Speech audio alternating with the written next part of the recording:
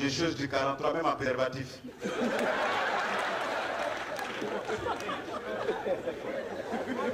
Je ne bois pas, je ne fume pas. Bon, ce sont certains membres de mon entourage qui boivent. C'est comme un chef d'État africain, quoi. Il ne vole pas, c'est son entourage qui vole. Mes chers amis, ce que vous ne savez pas, quand j'étais encore artiste, mon rêve c'était de mourir sur la scène, comme Molière. Mais depuis que je suis candidat aux élections présidentielles, mon rêve c'est de mourir au pouvoir. Comme Félix Houphouët-Boigny, comme Yassine Beyade, comme Oumar Bon, comme Lassana Nako, et il y en a qui sont sur la liste d'attente. Ah, ouais, c'est pas vrai. Tant qu'on peut manipuler la Constitution, on peut dormir au pouvoir, on peut mourir au pouvoir. On va acclamer très fort pour ceux qui n'ont pas encore compris que 2 mandats, ça suffit. Alors, mes chers amis, je reviens de loin. Je suis candidat aux élections.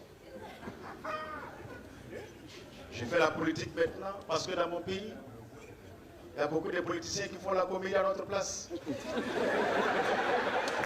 Quand ils vont revenir à la politique, Daïko va retourner à la comédie.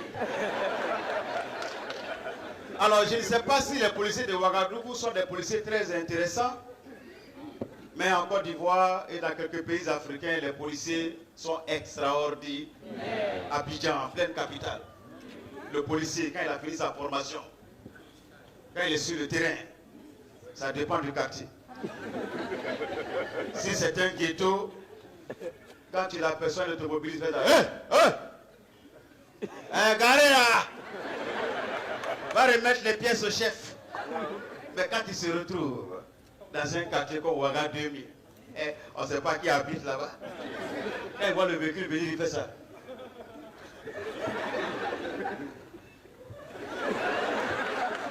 Et quand le véhicule s'arrête, il fait ça. Bonjour, messieurs, dames. Même quand le gars il est seul. C'est devenu un réflexe. Bonjour, messieurs, dames.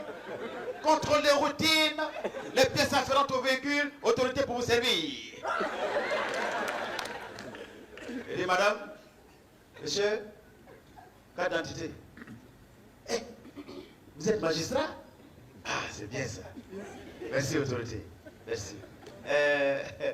Madame, c'est votre épouse? Ah, ok, d'accord. Ah, madame aussi est magistrat. Ah, quel beau couple de magistrats.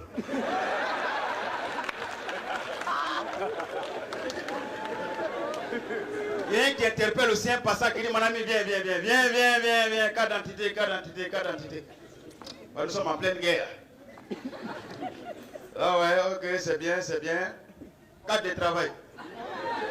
Ils sortent la carte profession pour la vérification. Il dit, ok, c'est bien. Tu veux dire que tu es au complet? Parce que le chef est sous le soleil là.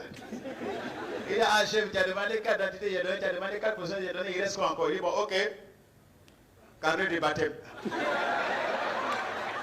Il dit, chef, je vous jure, je ne suis même pas chrétien. Il dit, ok, attestation des musulmans. J'arrive à Ouaga. Voici le policier qui est là, serré comme Benga. Il a vu l'individu en train de téléphoner au volant. Il dit, infraction 2e degré, 2000. Tu vas payer séance tenante. Il dit, chef, vraiment, je vous demande pardon, on m'a appelé. Il ne pouvait pas laisser le téléphone, il fallait décrocher pour communiquer. Vraiment, c'est compliqué, tout ça. Il dit, ah, tu vas payer 2000. Il dit, bon, j'ai pas 2000 francs, je ne sais pas comment faire. Il dit, bon, ok, tu as des unités? Il dit, chef, je vais faire la vérification. Il vérifie. Il dit, ah oui, chef, il y a une unité 5000. Il dit, bon, tiens mon numéro, fais transfert 2000. Là, Ouaga, ils ont fini la raquette. Eh, ja! Ou bien Ouaga, policier, ne raquette pas. Ah, ils ne raquettent pas. C'est eux qui ont raquette. Ok, on va applaudir pour les policiers ouagalais. Alors, mes amis, vous savez très bien que on a perdu un homologue président, El Hadj Oumar Bongo Ondimba. distributeur automatique de la paix en Afrique. Omar Bongo est arrivé chez Bon Dieu. Et tellement il est pressé de voir Bon Dieu. Bon Dieu qui dit, c'est qui? Il dit, chez moi, Bon Dieu, chez Omar Bongo. Il dit, ah, ok, d'accord. Quand Bon Dieu a entendu sa voix, c'est empressé de sortir à même temps, il ne s'est même pas resté. Il est venu s'asseoir sur son trône. Omar Bongo dit, bon Dieu, quand même, chez moi, Omar Bongo qui vient te rendre visite. Prends le temps de te rincer pour t'habiller, pour me recevoir quand même. Et toi, Omar Bongo, je te connais. Si je ne m'assois pas sur mon trône, que toi, tu t'assois ici. C'est pour faire 42 ans.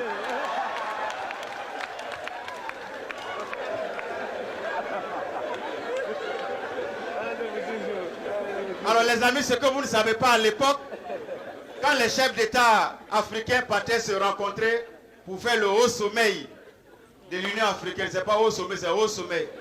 Ils vont tous dormir avec des lunettes noires. Mais à la fin, la seule chose qui leur tenait à cœur, c'était la photo de famille. Photo de famille, ils aimaient ça. Et tu dois publier obligatoirement la photo de famille à la une du journal officiel. Et en quadrille, s'il vous plaît. Burkina, publié. Abidjan, publié. Sénégal, tous les pays. Sauf le Gabon. Omar Bongo, dans tous ces états, il convoque le ministre de la Communication. Monsieur le ministre, je m'en vais dans le haut sommet, je viens, tu ne publies pas les photos. Tu ne veux pas que les peuples gabonais me respectent. Il dit, Excellence, vous n'étiez pas au sommet. On ne peut pas mentir au peuple. Il dit, envoyez-moi les photos. Il prend la photo au palais. Il contemple, il observe, il apprécie. 3 minutes après, il fait ça. Ah, merde, j'étais arrêté derrière Diouf.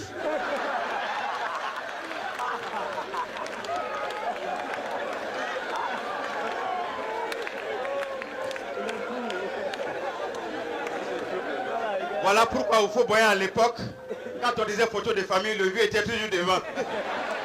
Voilà comment il a eu le sobriquet, le souffert Boigny, le sage de l'Afrique. Alors mesdames et messieurs, je voudrais ce soir, avec votre permission, rendre hommage à des sommités, rendre hommage à des personnes de bonne volonté qui ont contribué au développement de ce continent.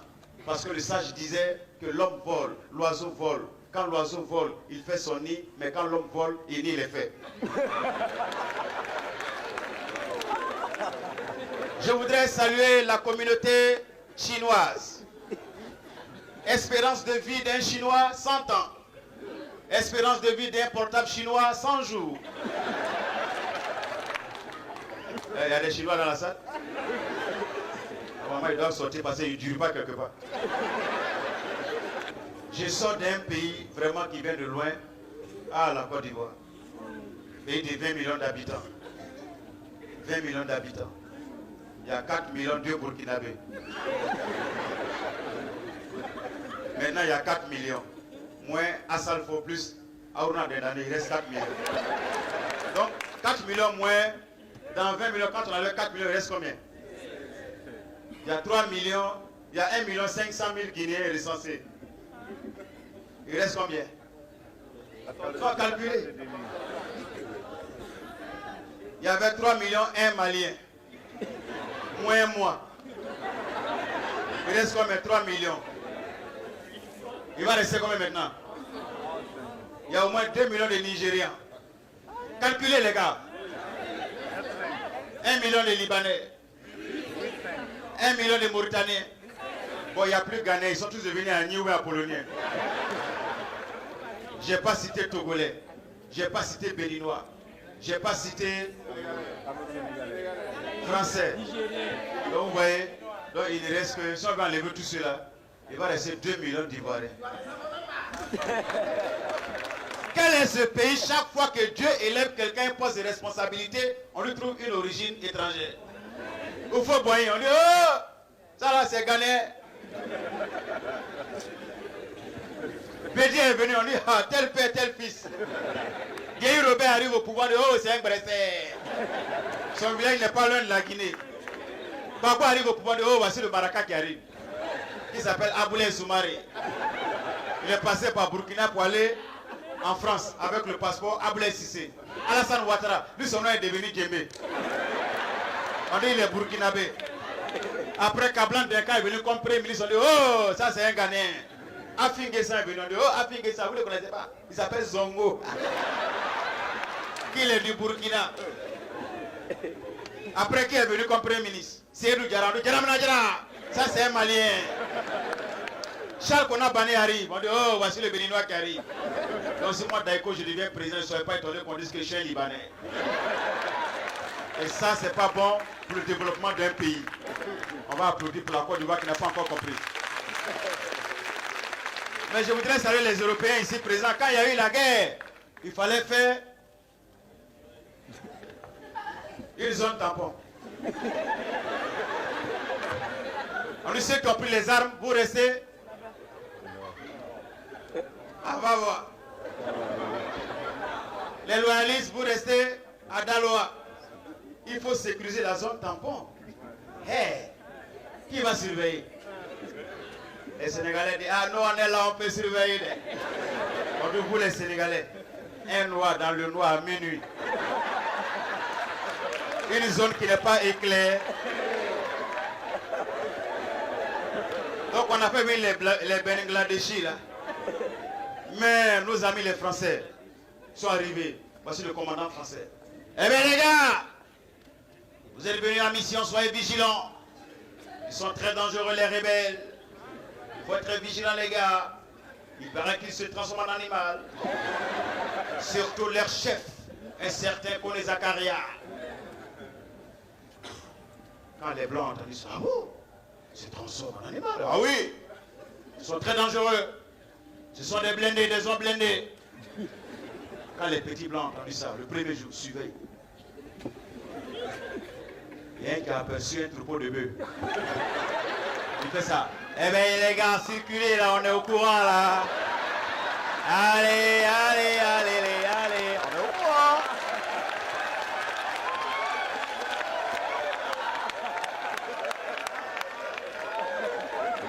Le lendemain,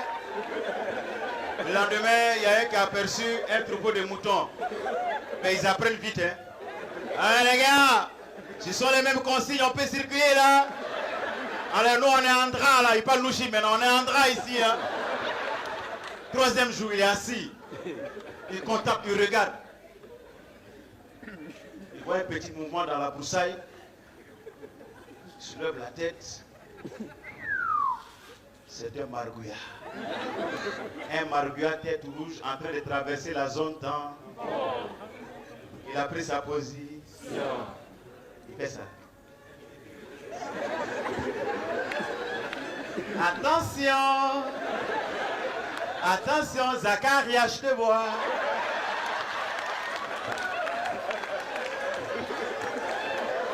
Il faut respecter la zone tampon. Il faut respecter le cessez-le-feu. Vous connaissez Marguerite tête rouge? Il a commencé à secouer la tête. Il dit, ben regarde comment tu es sage. Si tu as compris, ben retourne-toi. Voilà comment le Marguerite s'est retourné. Et ça, c'est grâce à Adama Dako qui est intervenu et qui a demandé à ce que les Blancs viennent nous aider. Mais les gars de l'ONU ici, je leur dis merci. Ils cherchent la paix partout, dans les maquis, même à la plage. Bien, mesdames et messieurs, j'ai été très heureux d'être en votre compagnie. Oh, ça passe vite, hein, les gars. Non, ça passe vite. Je ne suis pas le seul. Mais je suis candidat maintenant. Je ne peux pas trop faire rire les gens. Il faut me prendre au sérieux. Hein. Vous avez une question? Vous avez le micro? Vous posez la levée, vous posez la question. Comment est-ce que vous appelez? Monsieur Yacouba? Depuis quand je fais la politique? Ça, c'est pas une question qu'on pose. Ça, c'est un renseignement. Mon frère, depuis que j'ai compris qu'on fait la politique pour manger. Lève-toi, ouais.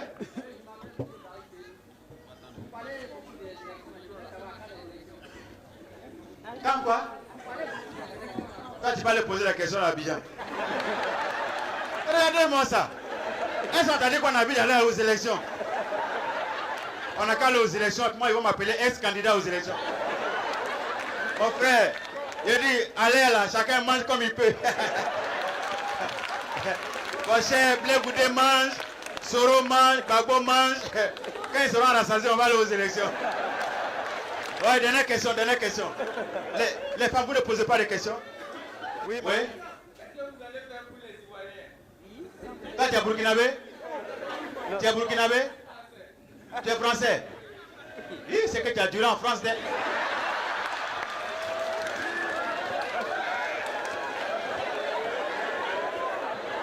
Parce que quand tu dis en France, tu deviens noir. C'est comme l'Ivoirien qui est parti en France. Mais Français ne sont pas bien. Quand tu es nouveau là, ils te reconnaissent. Parce que l'Ivoirien marchait comme ça. Alors, ça c'est... Mais ça, il vient d'arriver là. Monsieur, s'il vous plaît, venez, contrôle. Service d'immigration. Présentez-vous, c'est quel nom? Il dit, je m'appelle Yapi. Il dit, ah, c'est beau ça. Et le prénom, c'est quoi? Il dit... Yapo. Et puis le blanc dit, ah bon, ben allez-y, parce que si je vous demande vos papiers, vous me direz Yapa.